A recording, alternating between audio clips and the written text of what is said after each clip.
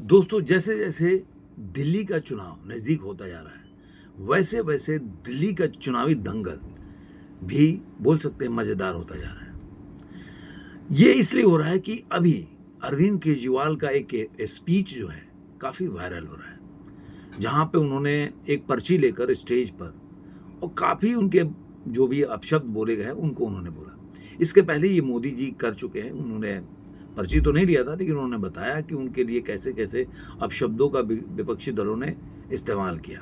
लेकिन मज़ेदार बात तब हुई कि उसी समय केजरीवाल ने दिल्ली के वोटरों को ये बोलते बोलते कि भाई दिल्ली वाले जो है बीजेपी वाले हैं, वो पैसे देकर वोटर खरीद रहे हैं, वोटर को प्रभावित करने का प्रयास कर रहे हैं, इस तरह के, और बोलते बोलते वो मुंह से गाली तक निकलने वाला था।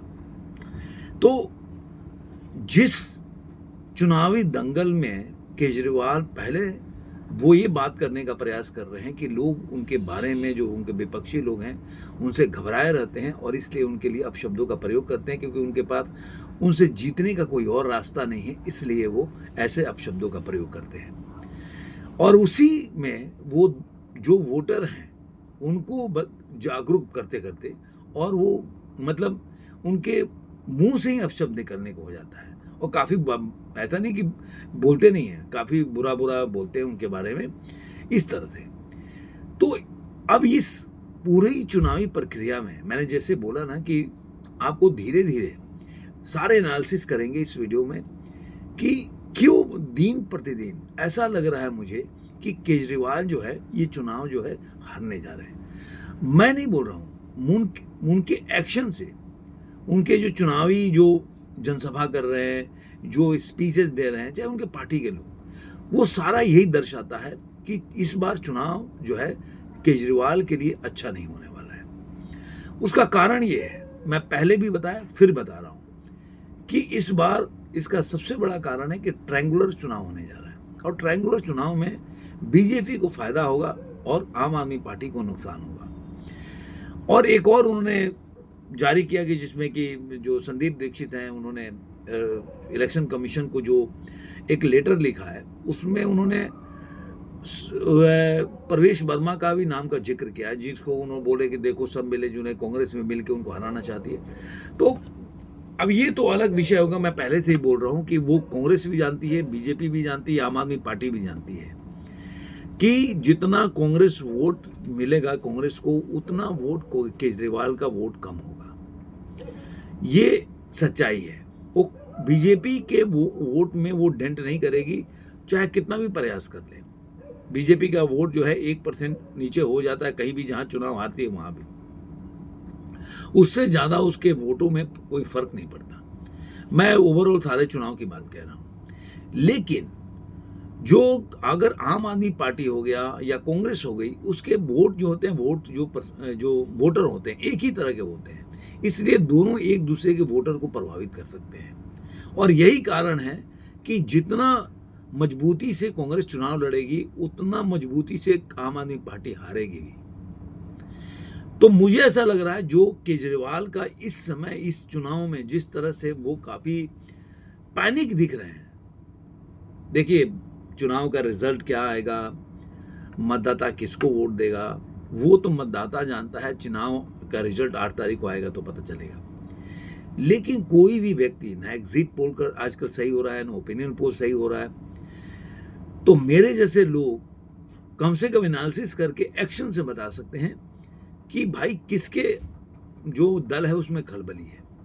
आम आदमी पार्टी के जितने भी नेता हैं इस समय, उनके जो जितने भी लीडर हैं, वो काफ़ी, उनके आप देख लीजिए, उनका वीडियो देख लीजिए, सब मतलब काफ़ी परेशान है। मतलब एक होता ना आदमी गुस्सा होता है, गुस्सा क्यों होता है? जब वो देखता है कि मेरे सामने मेरा हार है, या हारे नहीं भी तो उसको लगता है हार सकते हैं।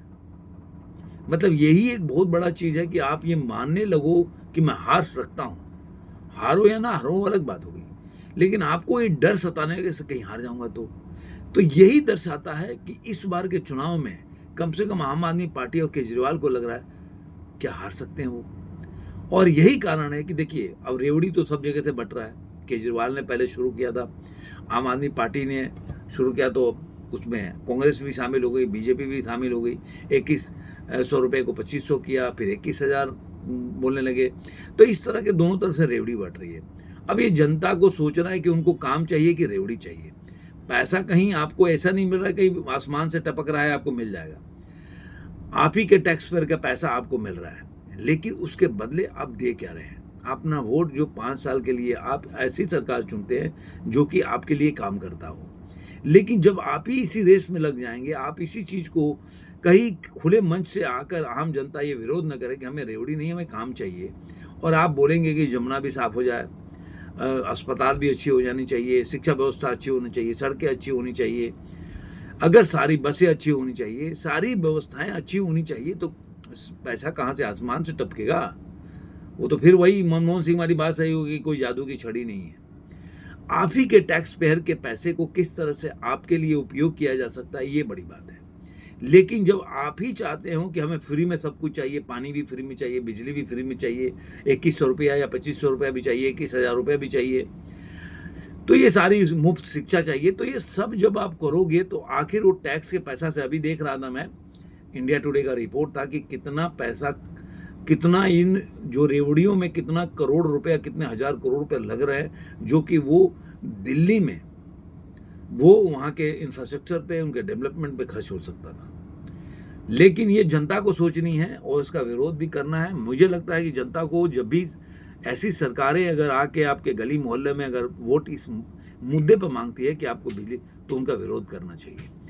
क्योंकि एंड ऑफ द डे आप वो स्थिति में देश को या अपने प्रदेश को ले जाना चाहते हैं जो एक टाइम में जो वामपंथी विचारधारा जो पूरे भारतवर्ष में या पूरे वर्ल्ड में बर्बाद कर दिया, डेवलपमेंट को बर्बाद कर दिया, चरमरा दिया।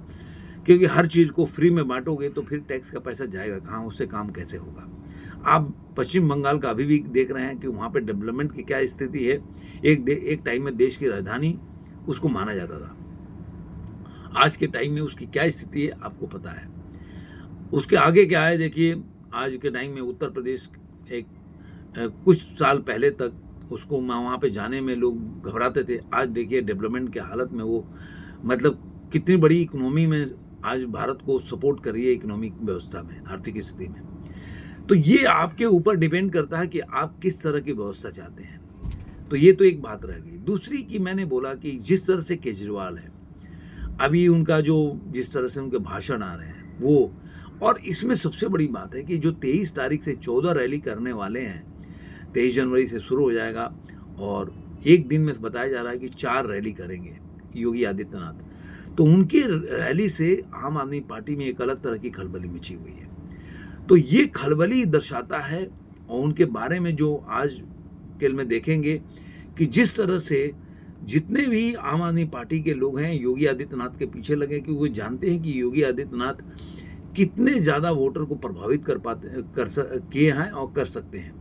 तो ये अपने आप में दर्शाता है कि केजरीवाल इस समय बहुत मुश्किल हालात में है, और उसी तरह से कांग्रेस जो है अपनी प्रचार कर रही है और अपनी बोल सकते हैं ग्राउंड पे प्रेजेंस दिखाने का प्रयास कर रही है। तो वो ग्राउंड का प्रेजेंस तो केजरीवाल के ही घटेगी। तो मुझे लग रहा है कि इस चुनाव में केजरीवाल का जो भाषा है, अब वो एक अलग लेवल पे आ गए। वो रामायण भी सुना रहे हो, पूरी तरह से कंफ्यूज दिख रहे हैं मुझे कि वो अभी रामचरितमानस के लिए भी चल रहा है कि उन्होंने जो सीता हरण का जो पूरा प्रकरण सुना है वो गलत हो गया, तो बीजेपी वाले उनके धरने पर, वो भी, ये भी कोई मुझे लग रहा है चुनाव का मुद्दा नहीं होना चाहिए। लेकिन वो क्या होता है कि अब चुनाव तो एनी हाउ किसी को भी जीतना है, तो उस बीजेपी वाले भी लगे पड़े हैं और उनके धरना प्रदर्शन कर रहे हैं। तो ये जो चीज़ें हैं ना, ये चल रही है, तो ये एक अलग लेवल पे चल रहा है।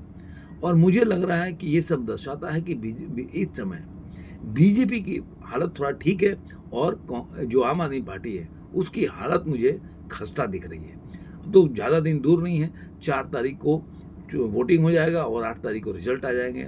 दूध का दूध, पानी का पानी हो जाएगा।